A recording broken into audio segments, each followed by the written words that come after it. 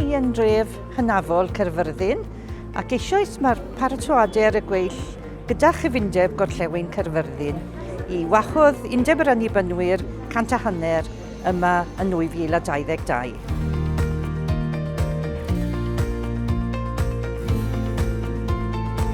Wel, mae'n braf cael croesawu undeb yr annibynwyr i ddod nôl i Gyfyrddin eto.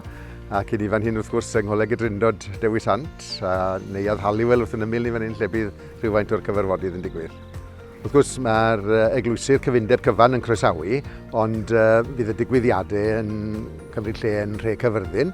Bydd yna rai pethau yn y capel yn Elawst ac yn adeiladau eraill yn y dre, ond bydd mwyafrif y pethau'n digwydd fan hyn, oherwydd y cyfristerau mor arbennig. Mae yna gyfarfodydd yn digwydd mewn stafellodd yn neuadd Halliwell, ac bydd bwyd wrth gwrs yn y ffreitir fan hyn, a mae'r sefyllfa wrth gwrs yn braf fan hyn hefyd. Os gewn ni dywydd fel hyn mis Mehefin nesaf. Yeah.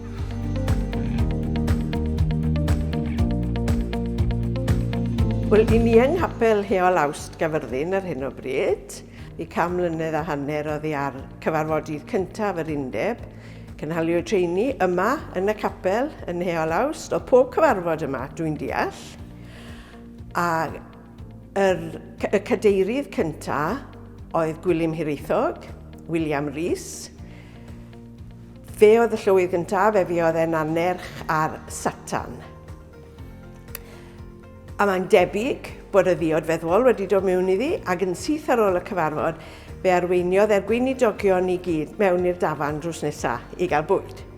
Dwi ddim yn gwybod a fi o'n nhw'n yfed, neu beth fi o'n nhw'n yfed, ond mewn i'r dafarn eithon nhw. Pan geodd y capel lle oedd e'n weinidog yn Lerpwl, sef Capel Salem, i drysau am y tro ola, mi roedd yr aelodau'n awyddus iawn bod y gader oedd yn defnyddio yn yr eglwys honno yn cael cyrraedd Heol Awst i'n atgoffa ni o'r hyn oedd wedi digwydd yn y cyfarfodydd blynyddol cyntaf erioed gyda'r undeb. Wel, wrth gwrs, mae'n mynd i fod yn undeb y dathlu, undeb 150 i ni'n alw fe.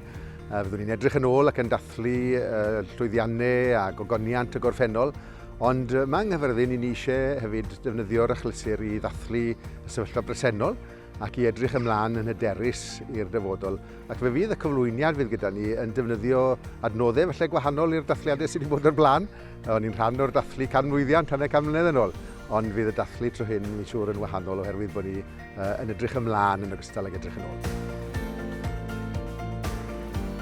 Mae'r cymeriad Gwilym Hiraethog yn gyfrifol am fod yma ar y cychwyn yn Heol Awst, ac ni'n gobeithio cael ei bresenoldeb i ddod nôl i Gyfyrddin i gael gweld y gwahaniaeth rhwng yr amgylchiadau pan ddechreuodd yr undeb a beth yw i yma heddi.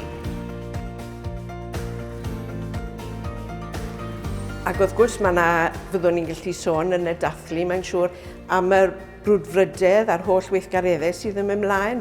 Nid yn unig yng Nghaerfyrddin, ond o fewn y cyfundeb, achos y cyfundeb sydd yn croesawu'r undeb blwyddyn nesaf. Mae yna weithgaredd mawr a mae'n ymddangos fel tasau ni gobeithio os dyw ei mynd yn mynd i barhau am flynyddoedd eto.